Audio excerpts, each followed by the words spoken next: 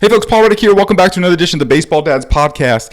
And in this episode, we're going to talk about how the finish line for your son has been hijacked and how you can get it back.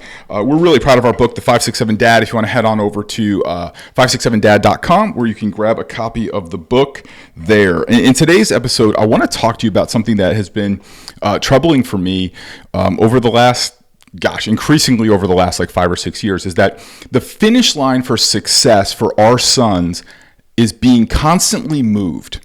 And it's moved forward and forward and forward. I mean, I don't mean forward like farther out into the future. I mean, it's moving up towards a younger and younger and younger age.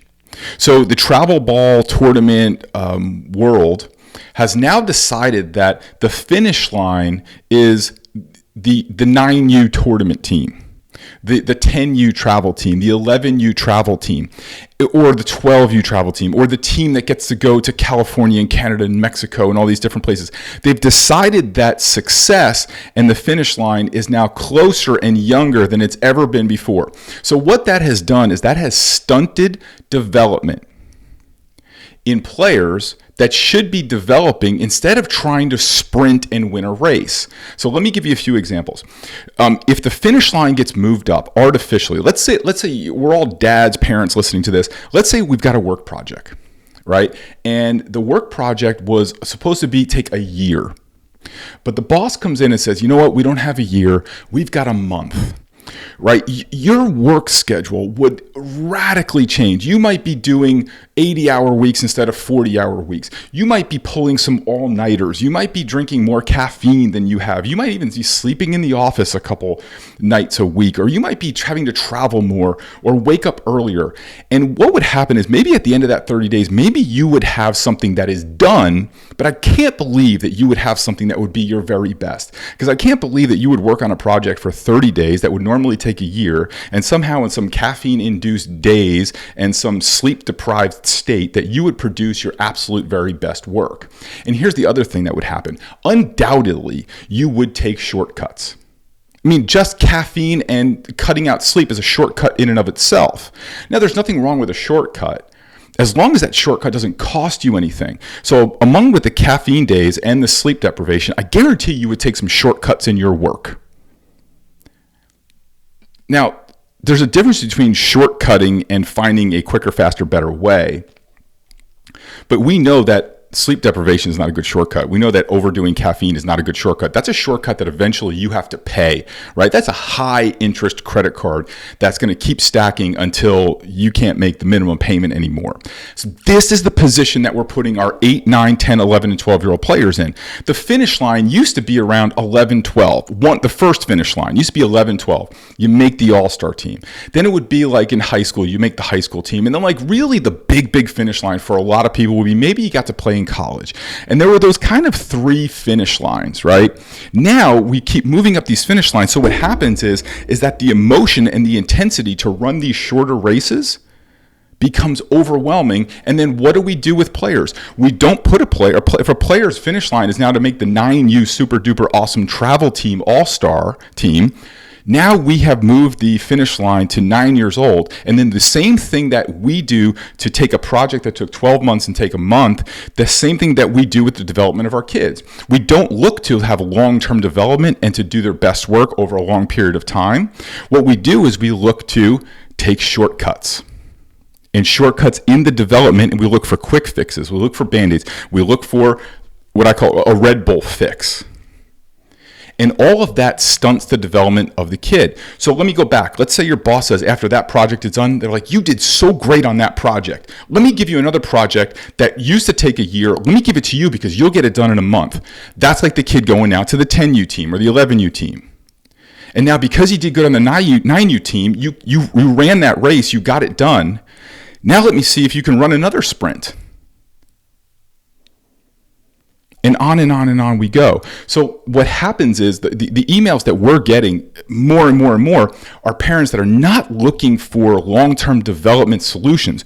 What they're looking for is, my kid needs to make this team. My kid needs to throw harder by this date. My kid needs to have this by then. And I get that. Some of that's legitimate, right? But a lot of it is kind of based on this. It's like this pressure that we put on our kids today that you could never ever defend. You can never ever defend. And so our position as a dad and our position as a parent is that we have to make sure that we are managing those finish lines for our kids. So here's a long way around. The finish line is only imposed by someone else. And then what happens is, as parents, if we take on the timeline of somebody else and the value system of somebody else, and we let that seep into our house, that's when this becomes a destructive pattern. That's when we teach our kids to take shortcuts.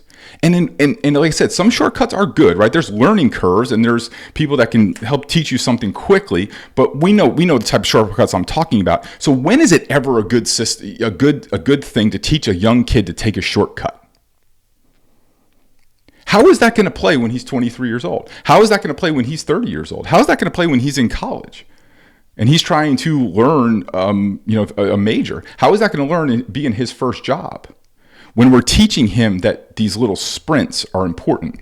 So here's what we do as parents. The first thing is we don't take on somebody else's artificial timeline. So I guarantee when your son was born, you didn't say, this kid has to be a great 9U baseball player. No, somebody along the way told you that was an important finish line. And look, I'm not big into changing other people. I don't think you can change other people. I think people change when they want to change. And everybody can stay the way they are and do what they want to do. That's fine. You just can't do it in my house. So I'm not going to take your artificial finish line that says my kid has to be a superstar and to play on this team by 9 years old. That might be your finish line. That's not my finish line. So that kid can hear whatever he wants to hear from that coach. The difference is that when he comes into your car on the ride home and he goes into your house, what are you dictating as the finish lines?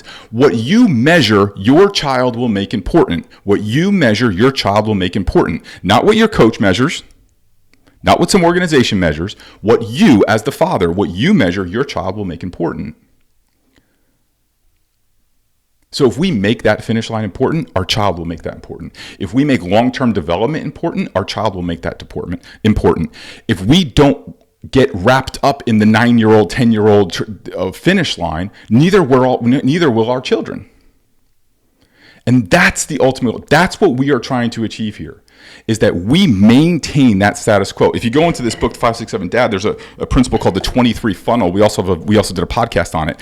And in the 23 funnel, basically, you can read it. I don't want to regurgitate it, but we want to put everything we can into that funnel that produces a healthy 23-year-old. At what point does running artificial finish lines and taking shortcuts, is that a good thing to put into a funnel that will produce a healthy 23-year-old? It's not. It's not. How does that look in a marriage? How does that look in a career? How does that look in the workplace? How does that look as a leader, as a husband, as a father? How does that look if we teach our kids now to take shortcuts and we don't think about long-term development? That's our job as parents, is to set the values that when they get in the car for the ride home, or when it's time to make a decision, or they're in our house, we don't measure the 9-year-old success of a tournament team. We measure the long-term development based on the values that we set on our family. If you want more information on values, it's also in the book, and we did a podcast on values too. We have another one coming up that's planned in the future. But here's always the interesting question, and here's how this works out. I get a lot of emails from parents that their expectations of where their son would be don't match the reality. Right? So they thought their son was going to be somewhere and they're not, or they thought their son was going to play on this team and he's not. And so I always kind of break down this question and say, we wanted this to happen, but this happened. And it's important because, and I often ask dads to finish that question. We wanted the 9-year-old tournament team, all-star team to happen, but he was cut. And it's important because of what? I'm going to tell you, in the hundreds of times I've asked that to parents, I've never had a dad give me a great answer to that. Because it's always based on, it's important to, well, he wanted to do it. And then I'll go further. Well, what's important to him about doing that? And then it always goes back to some coach, some person told them that this was imperative for their long-term success. And you took on, or your son took on, that thinking of another person as truth. And it's not truth, it's false.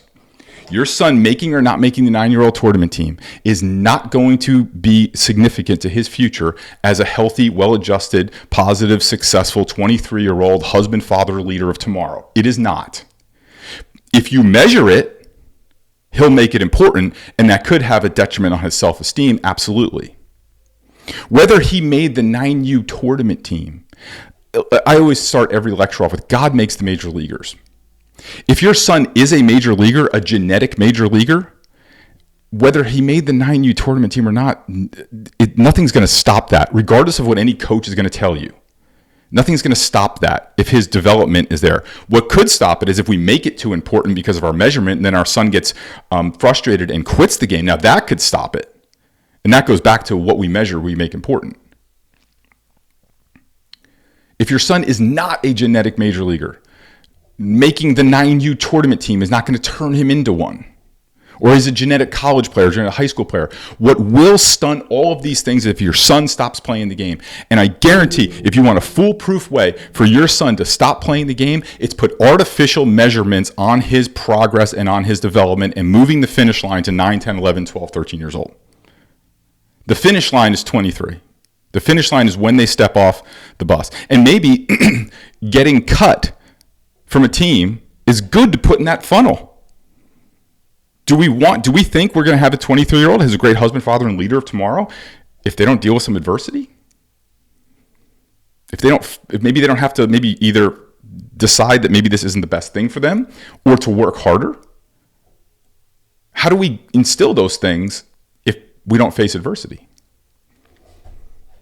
So I want to wrap this up. This comes down to you, Dad. This is just where it is, and maybe it's not. Maybe we don't want to think of it, and it is harder than it seems. But it really comes down to Dad that says these are the values of my home, and I'm willing to participate in XYZ activity, and as long as we don't violate the values of my home.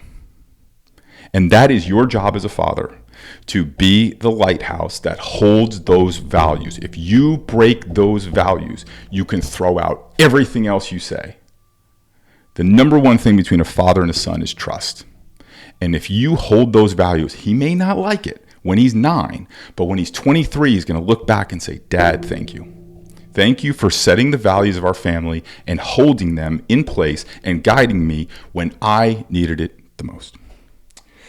All right, so that wraps us up. Again, head on over to 567dad.com. We are 567dad baseball edition book. And thanks for listening, guys. I sincerely appreciate it. And if I can help, please reach out to me. I'd love to hear from you. And now we're back in the baseball season and in our second season of Baseball Dads podcast. And we're looking forward to a great baseball season with you. So we'll see you back next week. Thanks.